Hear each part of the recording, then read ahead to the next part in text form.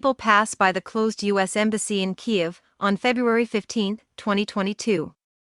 American citizens have already been urged to leave Ukraine, with the West accusing Russia of sending more than 100,000 soldiers to encircle the former Soviet state, AFP.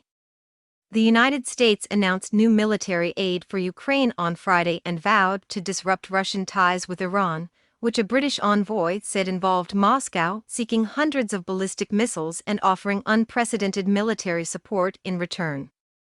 Tehran and Moscow have denied Western accusations that Russia is using Iranian drones to attack targets in Ukraine, where officials warned on Friday of a winter-long power deficit after repeated Russian attacks on its energy infrastructure. Two senior Iranian officials and two Iranian diplomats told Reuters in October that Iran had promised to provide Russia with surface-to-surface missiles as well as more drones.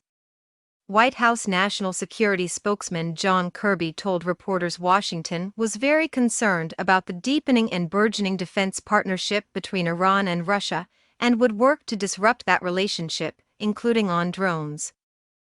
Washington was sending a $275 million package of aid to Ukraine to strengthen air defenses and defeat drones, he said.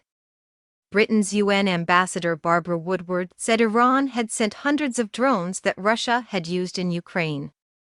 Russia is now attempting to obtain more weapons, including hundreds of ballistic missiles, she told reporters.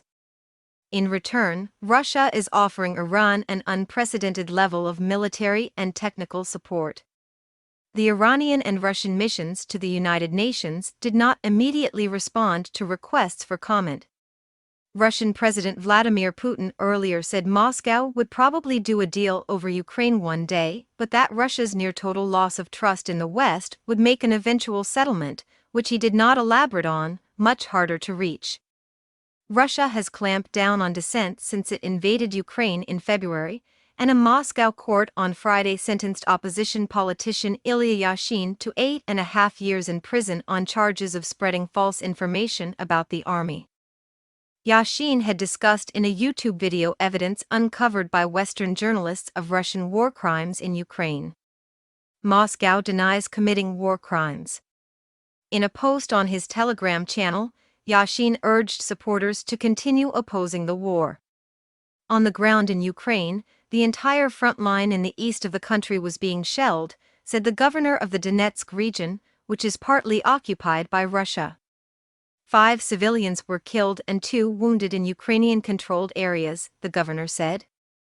President Volodymyr Zelensky said Ukrainian forces were standing their ground in the Donbass, made up of Donetsk and Luhansk regions, despite huge difficulties, but that Russian forces had reduced the town of Bakhmut to ruins. The situation on the front line remains very tough, he said in an evening address.